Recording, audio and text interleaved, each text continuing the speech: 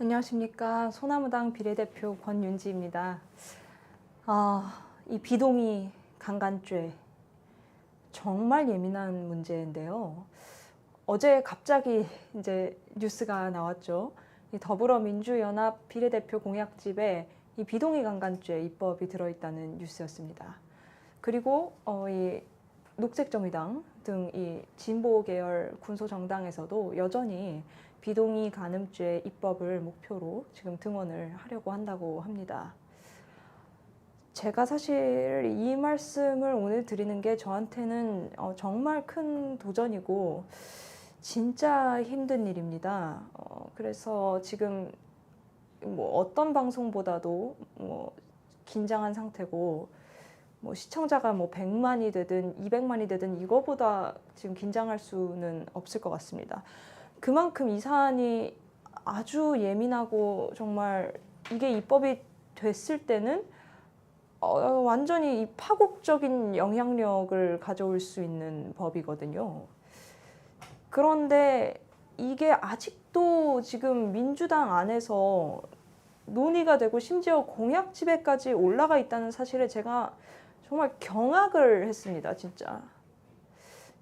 말이 안 되는 거라고 생각을 했거든요. 그리고 일단 민주당이 아직도 지금 정신을 못 차렸구나. 지금 이 손절할 타이밍은 한참 지났는데 어떻게 이걸 지금 공약으로 내놓을 수가 있지? 하고 일단 직관적으로 너무 놀랐습니다. 이 사안은 다른 분들도 지금 뉴스 어제 보시고 이게 이슈가 됐는데 다른 분들도 저만큼 놀라셨을 겁니다. 그리고 이게 보통 이슈가 아니라는 사실도 짐작을 하셨겠죠. 이 비동의 간음죄라고도 하고 강간죄라고도 하고 이렇게 용어를 많이 섞어서들 쓰는데 강간죄가 이제 맞고요. 비동의 강간죄는 여성의 동의 여부에 따라서 이 성관계가 강간이냐 아니면 합의에 의한 정상적인 관계냐를 가리는 그 입법입니다. 지금 현행법상에서 강간죄는요, 이 폭행 협박이 있어야지 성립이 됩니다. 그러니까 현행법상에서 이제 강간을 입증하려면 이 입증 책임이 있는 피해 여성, 그러니까 이제 검찰이겠죠. 그 검찰이 이 남성 쪽에서 가해 남성 쪽에서 폭행과 협박을 했다는 그 증거를 대야 강간죄가 성립합니다.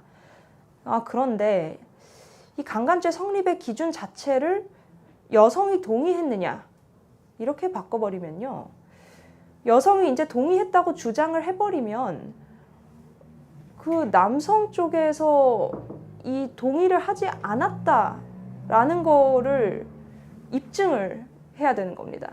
그러니까 여성 쪽에서 이제 자신이 동의하지 않았다고 하면 남성 쪽에서 그 동의했다라는 걸 입증해야 되게 되는 거예요.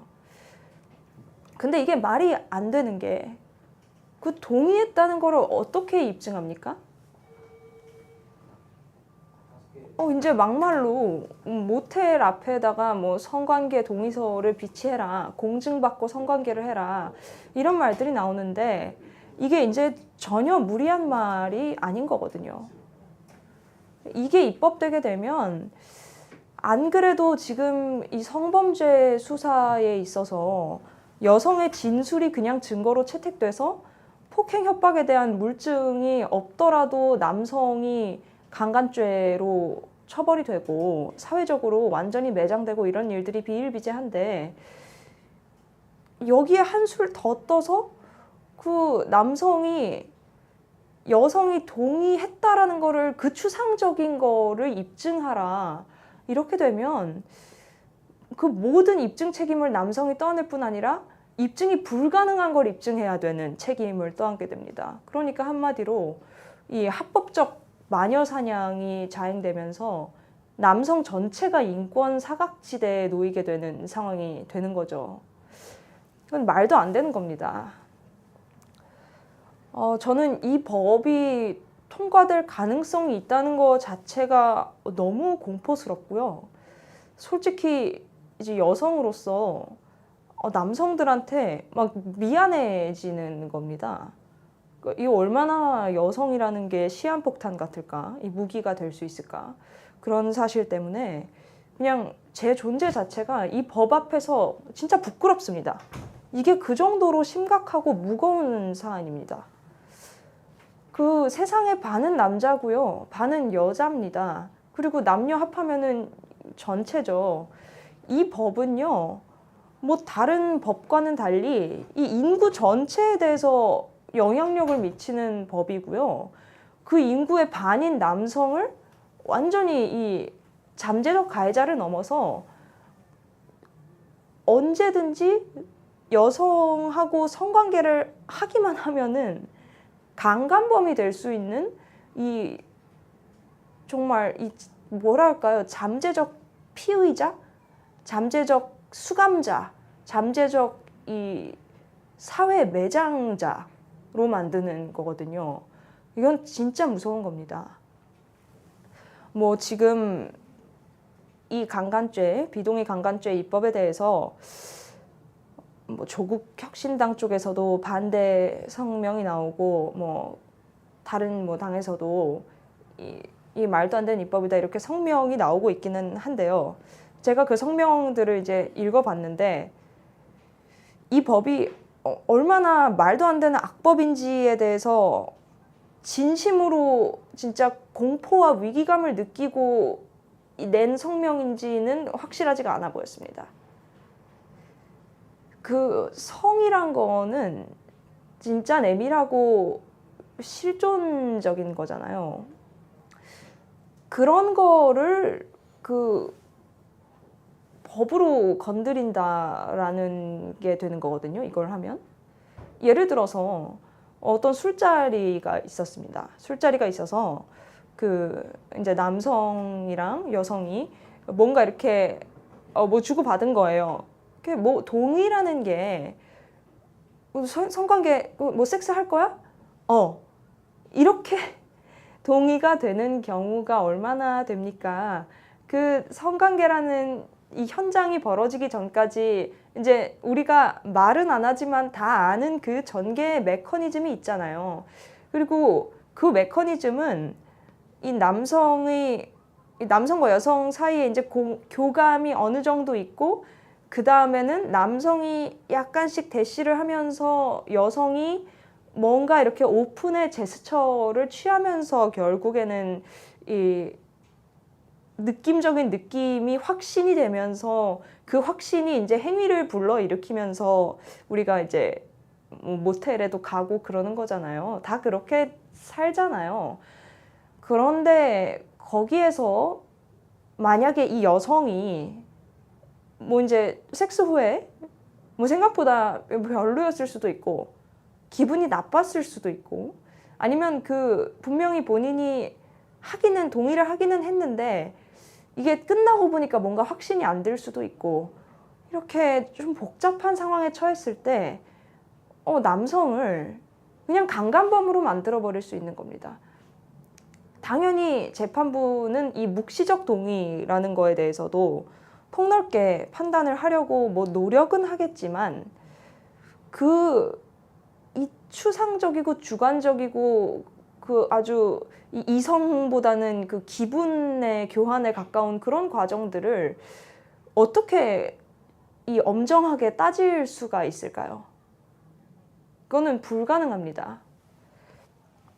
그리고 이미 지금 비동의 강간죄 입법이 되지 않은 상태에서도 지금 성범죄 수사와 처벌 관행은 이 페미니즘 카르텔이 여러 가지 방식으로 이제 개입을 하면서 굉장히 여성 위주로 돌아가고 있거든요. 그래서 아까 뭐 대표적으로 여성의 진술, 특히 이제 일관된 진술이 있으면 그게 물증이라는 직접 증거에 준하는 정도의 증거력을 재판에서 발휘해버리게 되고 그러면 그 여성의 진술이 틀렸다라는 거를 남성이 입증해야 되는 이 입증 책임 전도 현상이 이미 벌어지고 있거든요. 그런데 여기서 비동의 강간 입법까지 되어버리면 이거는 남성이 아무것도 사실상 할 수 없는 상태로 그냥 강간범으로 몰리게 되는 겁니다.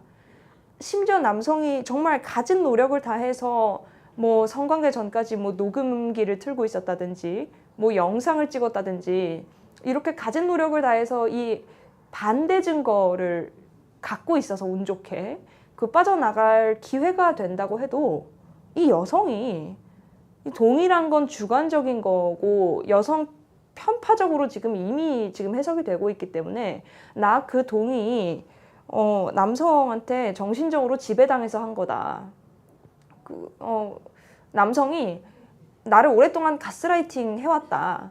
뭐 이 녹음과 영상을 찍은 그 밖에 여기 안 찍힌 부분에서 나 협박해가지고 무서워서 내가 동의하는 그 가짜로 동의했다. 그럴 수밖에 없었다. 동의할 수밖에 없었다. 그렇기 때문에 난 동의한 게 아니다. 이렇게 나오면 그 남성은 역시 강간범이 되는 겁니다. 이게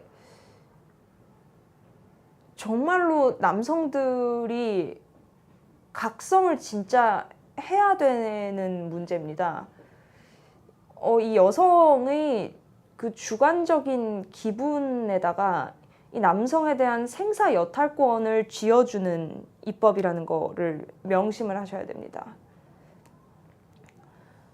이게 너무 참 크고 예민한 이슈라서 저도 이제 이 리서치도 많이 하고 그다음에 법률적으로 검토, 자문도 받고 그랬는데 이제 제가 제 언어로 여러분들한테 얘기를 드리는 거잖아요.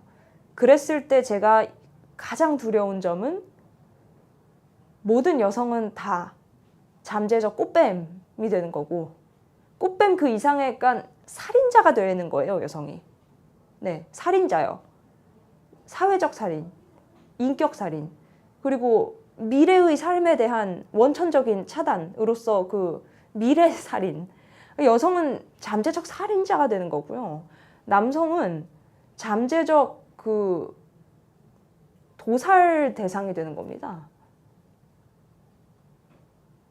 이미 지금 현행 법상에서 그 페미니즘 카르텔이 부당하게 개입해서 뭐 언론 플레이도 하고 뭐 이제 성인지 감수성 이런 걸로 법 해석에 영향도 행사하고 또 이 해바라기 센터와 여청계 연계해서 그 여성주의 상담가와 변호사 중심으로 이 피해자를 지원하고 이런 걸 통해서 이미 성범죄 재판에 있어서 그 여성 편파적으로 진행이 되고 있어서 이미 많은 남성들이 이 입증 책임을 본인이 떠안고 이 사회적으로 매장되고 그런 피해를 보고 있는데 이 비동의 강간이 여기에 입법됐을 때 그 피해라는 거는 정말 상상할 수 없을 정도로 더 심각한 피해가 될 거고요. 그리고 성관계를 이제 할 수가 없게 되겠죠. 아예. 그러니까 지금은 그나마 뭐 신뢰가 있고 연인 관계에서의 뭐 그런 게 있고 아니면 뭐 이렇게 교감이 강렬했다든지 이렇게 해서 성관계를 할 수 있는 뭐 어느 정도 충분한 맥락이 있으면 그래도 성관계를 하죠. 그런데 이 비동의 강간죄가 입법됐을 때는 성관계를 했다는 사실이 입증되기만 하면 여성은 살인자, 남성은 이 피해자가 될 수 있는 그런 상황인 겁니다. 정말 말하면서도 너무 힘이 드네요. 제가 이렇게 힘든데 이거를 접하시는 평범한 남성분들은 얼마나 마음이 심란하시겠습니까? 그리고 뭐 이게 처음도 아니고 뭐 전 정부 몇 년 동안 이제 세뇌가 되어왔던 거니까 더 지겹고 힘드시겠죠. 정말 공감합니다. 공감하고 뭐 여성으로서 참 죄송한 마음이 드는 게 사실입니다. 뭐 이제 제가 이렇게 얘기하면 뭐 너 뭐 20대 표 얻으려고 아부하는 거 아니냐 이런 비판 당연히 나올 수 있겠지만 이거는 진짜 한 시민으로서 제 진심이거든요. 그 점을 좀 알아주셨으면 진짜 좋겠습니다. 휴. 그리고 이제 이거는 팩트인데요. 이 비동의 강간죄는 이미 선진국들, 인권 선진국들, 북유럽, 서유럽 중심으로 입법이 되고 있습니다. 그런데 그런 나라들의 경우는 그 사전에 굉장히 치밀하고 많은 폭넓은 이 토론과 이 사회적 합의를 거쳐서 그 나라의 그 법과 이 수사, 처벌, 성범죄 그 처리 관행에 맞춰서 입법을 하는 거기 때문에 그렇게 크게 지금 부작용이 없는 건데요. 우리나라는 그런 토론의 과정도 일절 없이 이 당 내에서 마치 비밀 조직처럼 활동하는, 뭐 당내뿐만 아니라 뭐 시민단체, 뭐 사법, 언론, 뭐 경찰 이런 데서 이렇게 카르텔을 이루고 활동하는 이 페미니스트들이 이 국민들 위에 이 마치 본인들이 선각자라도 되는 듯이 군림하면서 이 찍어 누르기식 입법인 거거든요. 그러니까 이 입법에 여성들이 호응해 줄 거라고 생각해서 이 뭐 포퓰리즘 전략인가 싶지만 여성들도 호응하는 사람이 그렇게 많지는 않습니다. 우리나라에서는요, 이걸 만약에 입법시킨다고 해도 완전히 오픈된, 정말 그 모든 계층, 모든 성별, 정말 제3의 성까지 다 참여해서 장시간의 토론과 이 검토와 이런 것들이 필요하고요. 그 과정에서 먼저 사전에 지적되고 시정돼야 될 거는 현행법 상에서도 입증 책임을 다 이 가해자로 지목된 남성한테 떠넘기고 여성 위주로, 여성의 일관된 진술, 뭐 피해자의 눈물이 증거입니다란 말이 왜 나왔겠습니까?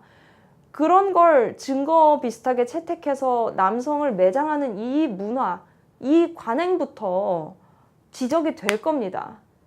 토론장이 벌어진다면요. 또 이제 말씀드릴 게 미투 운동이 있으면서 이제 성범죄 신고 건수도 굉장히 늘었다고 하지만 무고가 엄청나게 늘었다고 합니다. 뭐 당연하겠죠. 이제 미투라는 게 그 이제 페미니즘 운동의 일환이고, 미투라는 것 자체가 이 구조적인 여성에 대한 성착취 이런 걸 지적하는 그 취지이기 때문에 뭐 자신이 뭐 예전 직장, 뭐 예전 뭐 애인, 뭐 예전에 뭐 어떤 뭐 상급자라든지 아니면 조직 내에 어떤 모임 내에 그런 일들을 다 떠올리면서 그 대입해 볼 수 있게 하는 그 효과를 가져왔어요, 미투 운동이. 그래서 이 미투 운동을 본 여성들이 성범죄에 대해서 굉장히 그 폭넓은 해석을 하게 됐습니다. 그래서 기존의 상식대로라면 성범죄가 될 수 없는 사안들을 고소하기 시작한 거죠. 그래서 무고가 많이 늘었어요. 그런데 이 무고죄, 특히 이제 성범죄 무고를 입증하기가 정말 어렵습니다. 그래서 무고죄 형량을 올려야 된다 이런 지적이 계속 나오고 있는 거예요. 성범죄 무고죄는요, 이제 무고죄라는 것 자체는 이 수사기관에 이 그 고발 대상자를 처벌할 목적으로 허위 사실을 고지했을 때 이제 성립이 되는 건데, 성범죄 무고는 이거를 이 고의적으로 처벌받게 하려고 이 고의성 입증이 정말 어렵다고 합니다. 왜냐하면 이 성범죄에 대한 무고 자체가 이 뭐 진술, 여성의 뭐 기분 이런, 그리고 또 뭐 밀실에서 벌어지는 성범죄의 특성 이런 것 때문에 그 증거도 부족할 수 있고, 또 이렇게 상황이 딱딱 떨어지지 않잖아요. 그러니까 그 고의성 입증 부분에서 다 빠져나가고 정말 극적으로 입증된다고 해도 형량이 이제 너무 낮은 겁니다. 그래서 이 여성 편파적인 수사 처벌 관행에 더해서 무고죄 입증도 굉장히 어려운 상황이거든요. 이미 남성 인권은 특히 성범죄 관련해서 정말 사각지대인데, 이 비동의 강간죄를 여기다가 얹으면 이제 상상할 수 없는, 정말 거의 이게 테러 수준의 상황이 될 거예요. 그래서 이 비동의 강간죄를 정말 입법을 하고 싶다면 공론장에서 논의를 해야 되고요. 공론장에서 논의를 하게 되면 당연히 이 잘못된 수사처벌 관행과 거기 개입하는 페미니즘 카르텔, 그리고 무고죄 형량 조정, 무고죄 입증에서의 그 기준의 조정, 이런 것들이 포함이 당연히 돼야 됩니다. 그게 선결 과제라고 말씀을 드리는 겁니다. 무조건 선진국을 따라갈 게 아니고 무조건 명분만 좋다고 이 성근본주의적인 이 포퓰리즘 졸속 입법을 하면 안 된다는 겁니다. 저는 뭐 다른 여러 정당들이 이 비동의 강간죄를 반대하고는 있지만 좀 이렇게 좀 진심 어린 성명을 좀 내줬으면 좋겠고요. 그리고 좀 진짜 남성들의 마음에 공감을 하고 우리 시민사회의 통합을 걱정하고 있다면 좀 더 이렇게 다가갔으면 좋겠습니다. 그 실제 마음에, 이 법과 관련된 실제 이 사회문화적인 현상들에 더 밀착해서 좀 논평을 해줬으면 좋겠습니다. 그래서 제가 오늘 나선 겁니다. 이런 공식적인 방송에서 하기 어려운 이런 뭐 19금 얘기까지 하면서 말입니다. 저희 이제 소나무당의 공약이 제 공약이죠. 페미니즘 카르텔 해체입니다. 결국에 이제 당연히 우리는 아주 대승적으로 봤을 때는 인권 선진국으로 향해서 가야 되는 게 맞죠. 그걸 누가 부정합니까? 그런데 그 인권 선진국으로 가는 그 길에서 가장 장애물이 되고 있는 사람들이 지금 기득권 페미니스트들이고, 이들이 그런데 역설적으로 이들이 이 인권 의제 같은 거, 이 비동의 강간법도 그런 거거든요. 인권 관련 의제들을 독점해서 자신들이 결정하고 자신들이 국민들한테 정말 세뇌교육 비슷한 걸 시키고 자신들이 그러니까 정말 짜고 치는 고스톱을 치는 거예요. 그러니까 이거는 시민사회를 무시한 본인들만의 연극이고 자위라고 저는 이제 표현하고 싶어요. 오늘은 뭐 그 카르텔에 대한 얘기를 자세히 드릴 거는 아니니까요. 이쯤 하겠습니다. 벌써 시간이 한 뭐 20분 정도 됐는데요. 자, 마지막으로 이제 드릴 얘기는 다 드렸으니까 이 비동의 강간죄가 통과되든 뭐 어떻게 되든 간에 우리는 그 진짜 폭력을 뭐 막거나 그럴 수는 없습니다. 그러니까 성범죄 없는 천국은 없어요, 현실적으로. 그러니까 뭐 그런 말이 있지 않습니까? 마음먹은 도둑 하나, 마음먹은 나쁜 놈 하나 10사람이 못 잡는다고. 그리고 폭력이란 거는요, 뭐 저도 이 페미니즘 카르텔을 조사하면서 이 피해자들의 사례라든지, 그러니까 저는 진짜 피해자들의 사례도 굉장히 무게감 있게 조사했습니다. 이 무고 사건들을 조사하는 만큼 진짜 피해자들이 어떤 상황에 실제로 처하는지를 조사했거든요. 그래서 이들이 이 페미니즘 카르텔이 이 심약하고 심신이 무너진 사람들한테 그 페미니즘 사상을 주입시킨다는 것도 이 피해자들 사례를 조사하다가 알게 된 겁니다. 그런데 뭐 이 피해자들의 사례를 제가 뭐 소개할 수는 없지만 결국에는 이 폭력이라는 건 정말 교묘하게 어떤 상황에서든 이 악인들은 정말 머리가 좋습니다. 그래서 그 악인들은 알아서 그 사각지대를 만들어내요. 그 교활한 그 착취의 방식이라는 거는 솔직히 얘기하면 어떤 법으로도 구제가 안 되는 측면도 있습니다. 그러니까 이 페미니즘 카르텔이 이 수사 처벌 관행에 개입하고 무리한 이 포퓰리즘식 성근본주의 입법을 하고 이런 걸로 해서 진짜 피해자들이 구제가 안 된다는 거죠. 그래서 제 공약 중에 이제 성폭력 상담소 개편도 있는 겁니다. 이들은 피해자들을 뭐 우리가 시체팔이라고 하는데 그게 정말 농담이 아닐 정도로 피해자들을 처절하게 이용하거든요. 어쩌면 이 비동의 강간법 입법도 어떤 피해자들한테는 그렇게 더 이중으로 착취당하는 구조가 될 수 있고, 또 정말 나쁜 마음을 먹은 여성들한테는 살인의 칼을 주어지는 게 될 수 있고, 또 이제 성 정체성이나 이 여성성이 충분히 발달되지 않은 여성들한테는 이 남성에 대한 깊은 오해와 이 여성과 남성에 대한 그 착각을 심어줘서 그들이 의도치 않게 이 도살자가, 남성에 대한 도살자가 되게 만들 수도 있습니다. 정말 무겁게 생각해 주시기 바라고, 남성 여러분들께, 남성 여러분들 또 이 상식적인 여성 시민분들께 오늘의 제 목소리가 가닿았기를 간절히 바랍니다. 자, 그리고 이제 이 성 관련해서 굉장히 이제 우리나라에 퍼져 있는 이 엄숙주의가 있습니다. 그래서 성 관련되면 무조건 일단 천박하게 보고 그다음에 뭐 성 관련 연루됐다고 하면 이 매장시켜버리고, 또 성 관련 논의 같은 거를 할 때도 너무 교양 언어만 쓰려고 하기 때문에 현실하고 계속 멀어지는 그런 또 문화 풍토가 있거든요. 그것도 같이 이제 비판이 돼야 되는데, 제가 이제 그 비판에 걸맞게 내일 3시에 그 매불쇼 사랑 코너에 출연합니다.